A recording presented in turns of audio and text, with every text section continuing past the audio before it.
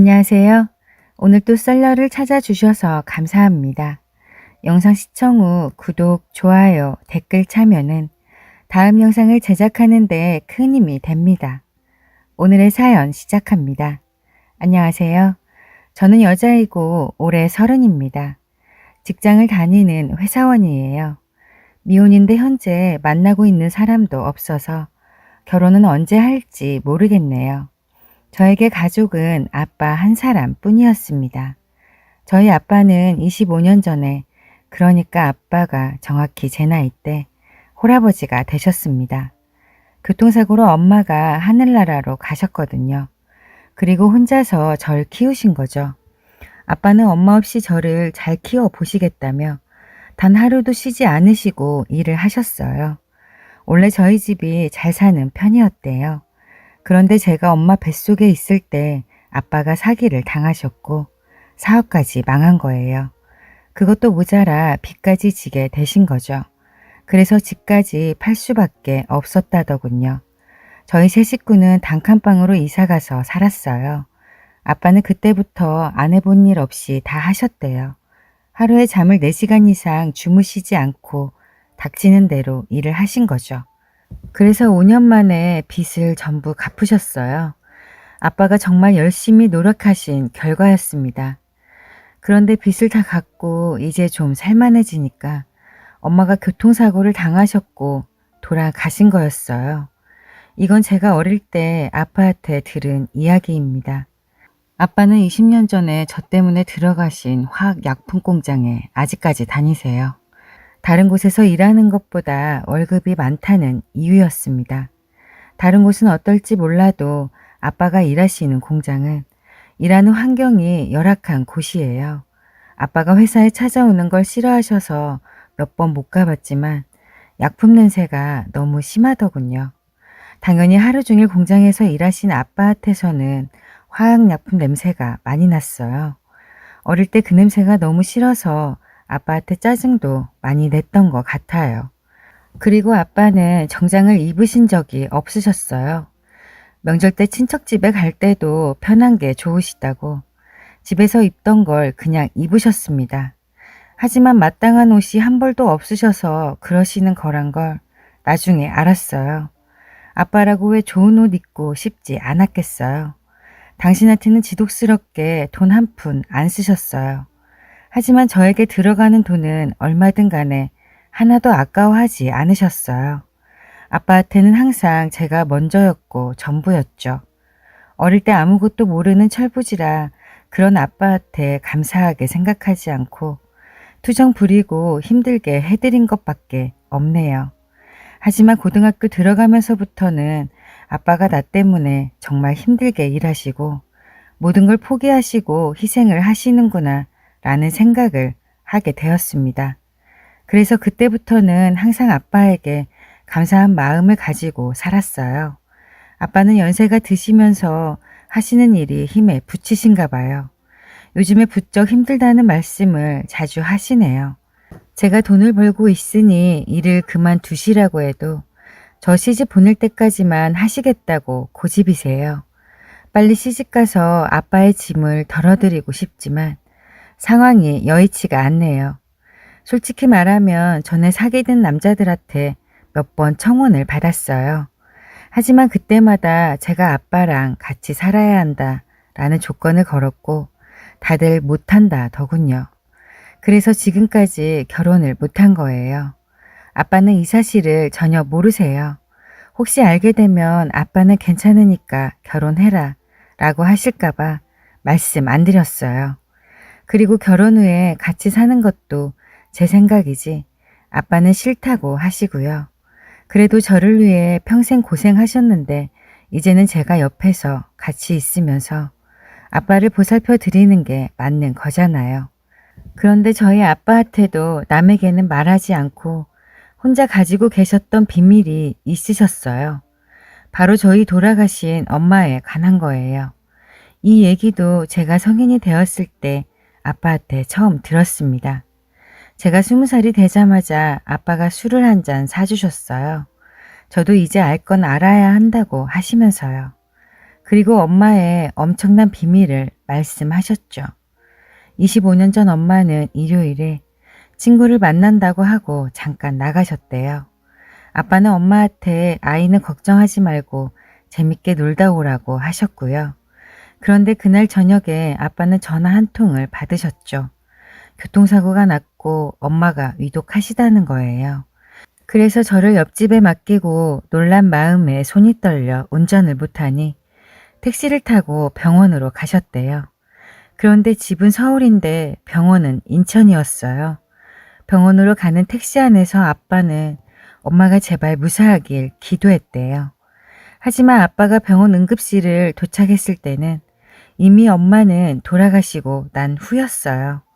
그런데 엄마 옆에 어떤 남자가 울고 있었던 거죠. 그 남자는 머리에 붕대를 감고 목에 깁스를 했고 옷에는 피가 잔뜩 묻어 있었대요. 처음에는 그 사람이 사고를 낸 사람이구나 했대요. 하지만 엄마의 이름을 부르며 제발 일어나라고, 당신이 이렇게 가면 나는 어떻게 사냐고 하더래요. 그래서 아빠는 그 남자에게 다가가서 멱살을 잡고 당신 도대체 누구냐고 한 거예요. 그때 정말 충격적인 사실을 아신 거예요. 그 남자는 바로 엄마의 내연남이었던 거죠. 친구를 만나러 간다고 했던 엄마는 사실 그 남자와 인천으로 놀러 간 거였어요. 그런데 집으로 돌아오는 길에 교통사고가 크게 난 거예요.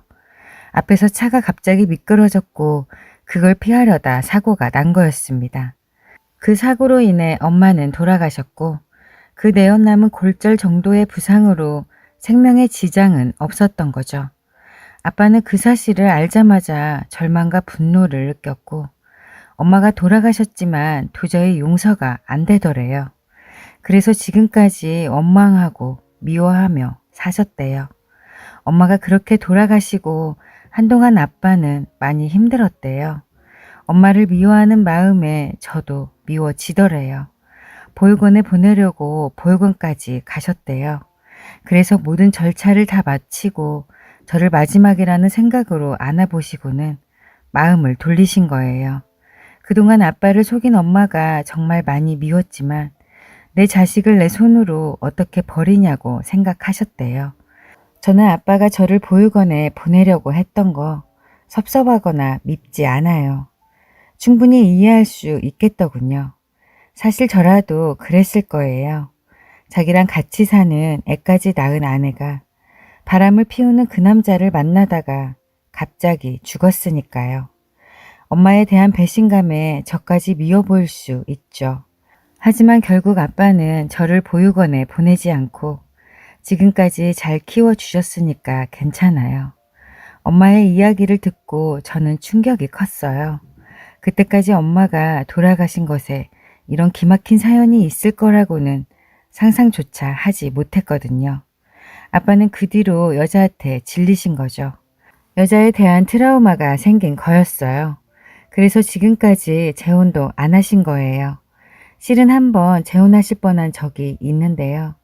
저 중학교 때 할머니가 언제까지 이렇게 살 거냐며 한 번만 만나보라고 하도 성하셔서 아빠가 여자를 만난 적이 한 번 있어요.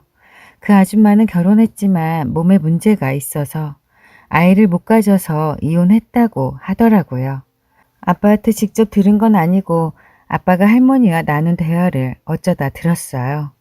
그때 할머니가 그래서 그 여자가 저도 자기 자식처럼 생각하고 키운다고 하니까 잘해보라고 하셨거든요.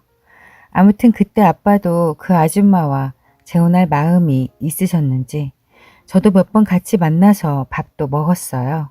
그 아줌마가 저 옷도 사주고 잘해주셨던 게 기억나네요. 하지만 아빠는 결국 트라우마 때문에 재혼을 안 한다고 하신 거예요. 그리고 지금까지 저 하나만 바라보시고 사신 거죠. 그런데 아빠가 얼마 전부터 무슨 걱정이 있으신지 얼굴 표정이 안 좋으시더라고요. 무슨 일 있으시냐고 물어봤지만 별일 없다고만 하셨어요. 그런데 아빠가 일요일에 갑자기 정장을 입고 어디를 가시려고 하시는 거예요. 제가 첫 월급을 받아서 사드린 건데 평소 때는 거의 안 입으시고 아끼셨거든요. 그래서 어디 중요한 자리에 가시려나 보다 했죠. 어디 가시냐고 여쭤보니 그냥 앞에 잠깐 갔다 오신다는 거예요. 이상했어요. 앞에 잠깐 가신다는 분이 생전 안 입으시던 정장을 입으셨고 무엇보다 얼굴 표정이 정말 안 좋으셨거든요. 그때 저는 아빠한테 무슨 큰일이 생겼구나 했죠. 그래서 재차 물어봐도 별일 아니라고만 하셨어요. 그리고 혹시 늦을지도 모르니 기다리지 말라고 하시며 나가셨습니다. 저는 아빠의 뒤를 몰래 따라갔어요. 평소 같았으면 아빠가 나중에 말해주겠지 라고 생각하고 그러지 않았을 거예요. 하지만 그날은 아빠한테 큰일이 생겼고 제가 걱정할까봐 숨기는 거라고 생각했어요. 아무튼 지금 아빠를 무조건 따라가야 한다는 생각이 강하게 들었습니다. 아빠는 택시를 타셨고 어느 대학병원 앞에서 내리셨어요. 아빠가 가신 곳이 큰 병원이라니 갑자기 눈물이 나더라고요. 요즘 아빠가 부쩍 피곤해 하시고 힘들어 하시는데 무슨 나쁜 병에 걸리셨구나 싶었어요. 아빠는 제가 걱정할까봐 아프셔도 숨기시고 혼자 감당하시려고 그러나 보다 했어요. 저는 그날이 일요일이라는 것도 잊어버린 거죠. 병원 진료가 없는 날이었는데 말이죠. 아무튼 울면서 아빠를 뒤따라 병원에 들어갔어요. 아빠만 살 수 있다면 제가 간이고 뭐고 다 줄 거라고 다짐하면서요. 그런데 아빠는 어떤 한 중년의 남자를 만나서 사람이 없는 어느 한 벤치로 가더군요. 그 사람은 휠체어를 타고 있었어요. 그때 드는 생각에 아빠가 병문안을 왔구나 였어요. 아빠가 큰 병에 걸렸다고 지레짐작한 거였죠. 다행이었습니다. 놀란 가슴을 쓸어내리며 안도했어요. 밖에 나온 김에 아빠를 기다렸다 같이 오랜만에 밖에서 밥을 먹어야지 했어요. 그래서 아빠에게 가는데 아빠와 그 중년 남자의 대화를 듣고 저는 그 자리에서 얼어붙고 말았어요. 당신이 한 말 생각해 봤는데 힘들 것 같네요. 당신 상황도 알겠고 입장도 이해하겠는데 당신 욕심 때문에 여주에게 상처 줄 수 없어요. 미안합니다. 아니에요. 이해합니다. 아무리 제가 친아버지라고 한들 저는 여주한테 아무것도 해준 게 없는데요. 이제 와서 아무것도 바라면 안 된다는 거 잘 알아요. 제가 너무 제 생각만 하고 무리한 부탁을 드렸네요. 죄송합니다. 그리고 여주 정말 잘 키워주셔서 감사합니다. 왜 그 중년 남자가 제 이름을 말하면서 자기가 친아빠라고 하는지 도무지 이해가 되지 않았어요. 머릿속이 하얘져서 아무 생각도 나지 않았어요. 그때 아빠가 저를 본 거예요. 아빠는 놀란 얼굴을 하고 저에게 오셨어요. 저는 눈물만 흘리고 있었어요. 아빠는 언제부터 여기 있었냐고 혹시 다 들었냐고 하시더군요. 응, 나 다 들었어. 그게 무슨 소리야? 왜 저 아저씨가 내 친아빠라고 하는 거야? 아빠 아니지? 아빠를 붙잡고 울부짖으며 말했습니다. 아빠는 진정하라고 다 이야기해 주겠다 하셨어요. 아빠에게 들은 이야기는 너무 충격적이었어요. 엄마가 돌아가시고 아빠는 엄마와 바람 피운 남자를 따로 만났대요. 엄마와 언제부터 만났고 어떻게 아이까지 낳은 유부녀와 그렇게 할 수 있냐고 따지려고 하셨대요. 그런데 그 남자가 엄마와 만난 것은 아빠를 만나기 훨씬 전부터였더래요. 엄마는 원래 그 남자와 결혼하려고 했는데 집안의 반대로 못한 거였어요. 엄마는 그렇게 사랑하는 마음 없이 아빠와 결혼을 한 거죠. 아빠는 그 이야기를 듣고 충격을 받아서 따지지도 못하셨대요. 엄마가 잠깐 바람을 피운 거라 생각했는데 결혼하기 전부터 계속 만난 거였으니까요. 무엇보다 다른 사람을 사랑하면서 어쩔 수 없이 아빠와 결혼했다는 사실이 제일 큰 충격이었대요. 그런데 곰곰이 생각해 보니까 제가 걸리더래요. 제가 아빠의 친자식이 아닐 수도 있겠다는 생각을 하신 거죠. 가만히 보니 제가 그 남자를 닮아 보였던 거죠. 그때는 지금처럼 유전자 검사를 하는 것이 쉽지 않았던 시절이어서 그 남자에게 직접 물어보려고 하셨대요.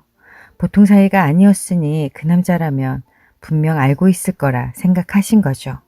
그런데 그 남자는 어디론가 사라져서 연락이 안 되었던 거죠. 아빠는 제가 친자식이 아니라고 생각해서 보육원에 맡기려고 하신 거였어요. 아빠는 친딸이든 아니든 그런 게 뭐가 중요하냐고. 너는 세상에 누가 뭐래도 아빠 딸이야 라고 하셨어요. 그런데 한 달 전쯤 그 남자한테서 연락을 받았대요. 할 말이 있으니 만나자고요. 이제 와서 무슨 말을 하려나 해서 만났는데 자기가 죽을 병에 걸렸다고 한 번만 저를 만나고 싶다고 했다더군요. 아빠는 생각을 해본다고 했고 안 된다고 말하려고 병원에 간 거였어요. 그러다 제가 다 알게 된 거고요.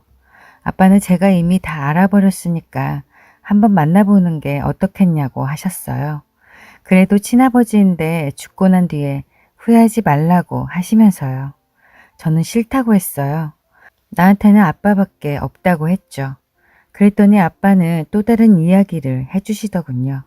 아빠도 이번에 알게 된 건데 그 남자는 제가 친딸이라는 걸 처음부터 알고 있었대요. 그리고 원래는 저를 데려다 키우려고 했대요. 하지만 경제적 능력이 없어서 돈이 어느 정도 모인 다음에 저를 키우려고 한 거죠. 그런데 엄마가 죽었던 그 교통사고 때 자기는 크게 안 다친 줄 알았는데 시간이 지날수록 몸이 안 좋더래요. 다리가 심하게 저리고 마비 증세가 온 거예요. 하지만 자신의 몸을 돌보는 것보다 하루라도 빨리 저와 살고 싶어서 치료를 나중으로 미룬 거죠. 치료를 하면 일을 못하고 돈을 못 버니까요. 그러다 치료 시기를 놓친 거예요. 그래서 결국 하반신이 마비되셨다고 하더군요. 그런데 후회하지 않으신데요. 아버지가 딸을 위해서라면 뭔들 못하겠냐고요.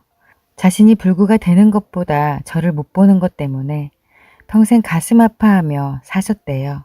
그러니 너무 미워하지 말라고 하시며 아빠는 괜찮으니까 신경 쓰지 않아도 된다고 하셨어요. 저는 절대 안 만날 거니까 그런 소리 하지 말라고 화를 내며 소리쳤어요. 아빠한테 말은 그렇게 했지만 생각해보니 친아버지라는 그분도 불행한 삶을 사신 거잖아요. 어찌되었든 저만 아니었으면 그렇게 불구가 되시지 않았을 거잖아요. 그리고 그 긴 세월 동안 저를 그리워하며 사신 불쌍한 분이라는 생각이 들더군요. 그리고 곧 돌아가신다는데 편하게 보내드리자 싶었습니다. 그래서 친아버지라는 분을 찾아갔어요. 그분은 제 손을 잡고 펑펑 우셨고 저는 꼭 안아드렸어요. 그 뒤로 시간이 날 때마다 친아버지한테 가네요. 아빠도 잘했다고 말씀해 주셨어요. 아빠는 평생 이 비밀을 간직하려고 했었는데 이렇게 다 이야기하니까 마음이 홀가분하다 하셨죠. 저에게 가족은 두 분이 계십니다. 한 분은 친딸도 아닌 저를 위해서 자신의 모든 것을 희생하셨고 또 한 분은 제가 세상에 태어나게 해주셨고 평생 저를 그리워하셨어요. 저한테 두 분 다 소중하고 고마운 분들이네요. 앞으로 두 분께 효도하며 행복하게 살고 싶네요.